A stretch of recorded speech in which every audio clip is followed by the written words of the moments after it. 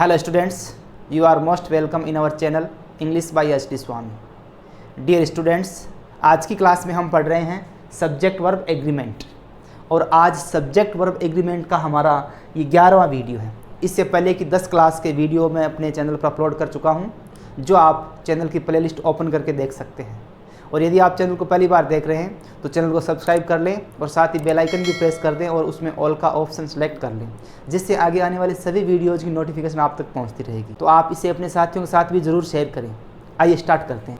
देखिए, आज के जो एग्जाम्पल्स मैंने लिए हैं ये कॉम्पिटिटिव एग्ज़ाम के लिए वेरी इंपॉर्टेंट है, क्योंकि इस प्रकार के क्वेश्चन कॉम्पिटिटिव एग्ज़ाम में आते रहते हैं। आइए स्टार्ट करते हैं। देखिए, किसी भी सेंटेंस में क्लोज यदि सब्जेक्ट बन रहा हो, सब्जेक्ट पार्ट में आ रहा हो, तो क्लोज के बाद आने वाली जो वर्ब है वो हमेशा सिंगुलर वर्ब आएगी। वहाँ हम सिंगुलर वर्ब फिलअप करेंगे।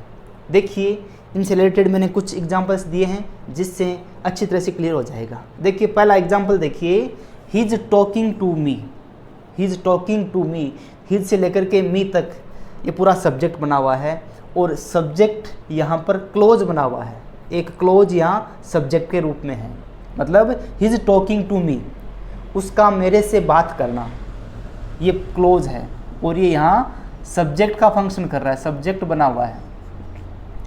तो इस क्लोज के बाद यदि हमें वर्ब फिलअप करनी पड़े तो हम सिंगुलर वर्ब प्रीफर करेंगे।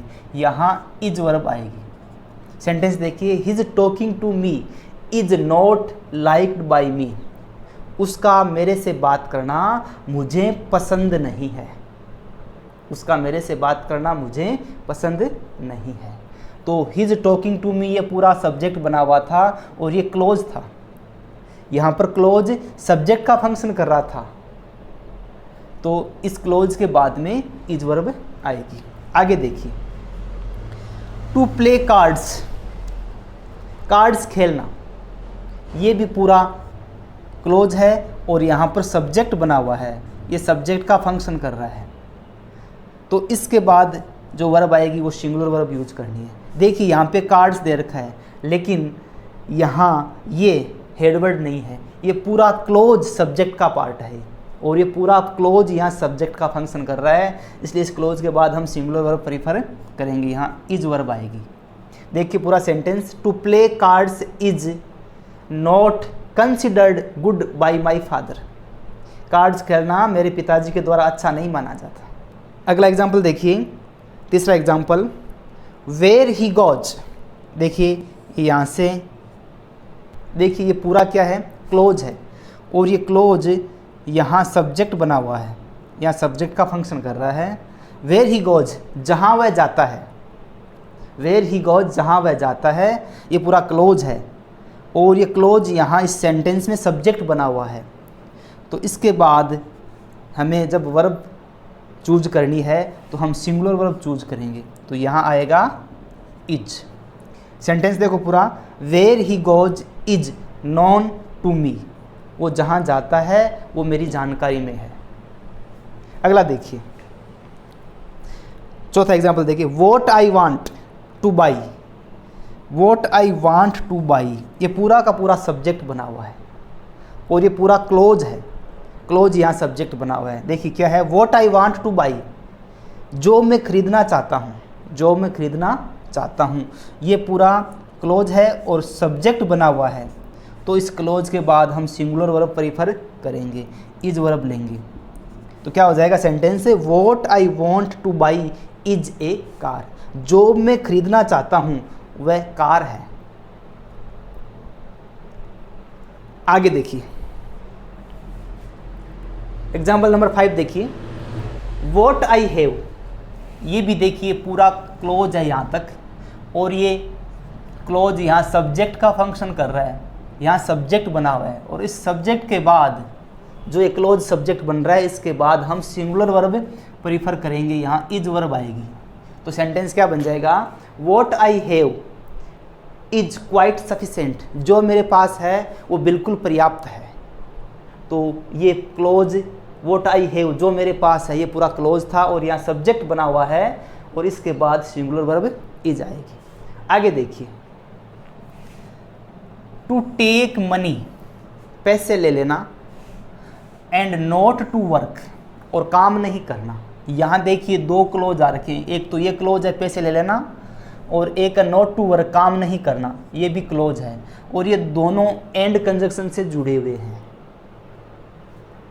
फिर भी यहाँ हम सिंगुलर वर्ब प्रीफर करेंगे, इन दोनों क्लोज के बाद में भी हम सिंगुलर वर्ब प्रीफर करेंगे। सेंटेंस क्या हो जाएगा, to take money and not to work, पैसे ले लेना एंड काम नहीं करना, इज नॉट इथिकल, वो नैतिकता नहीं है।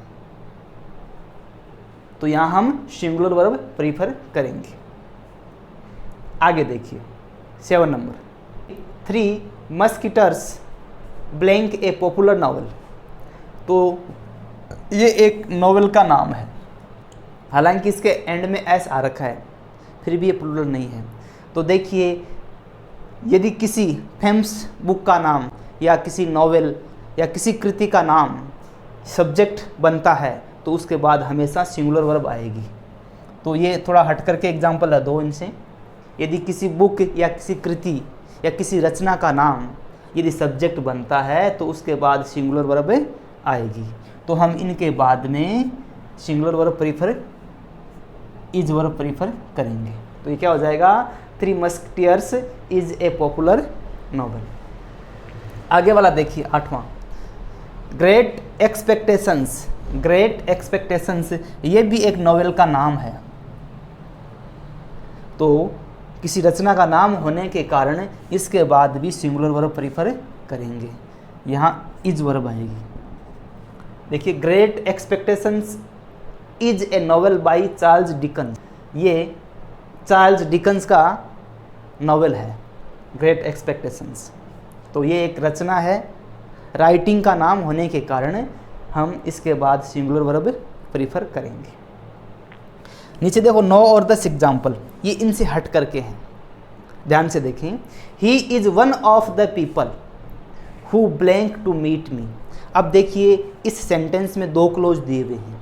देखिए एक तो है he is one of the people, he is one of the people, और दूसरा है who blank to meet me. और ये जो क्लोज है वो रिलेटिव प्रोनाउन से जुड़े हुए हैं, ये रिलेटिव क्लोज है। हु रिलेटिव प्रोनाउन है और ये दोनों क्लोज इस रिलेटिव प्रोनाउन हु से जुड़े हुए हैं, तो ये रिलेटिव क्लोज है।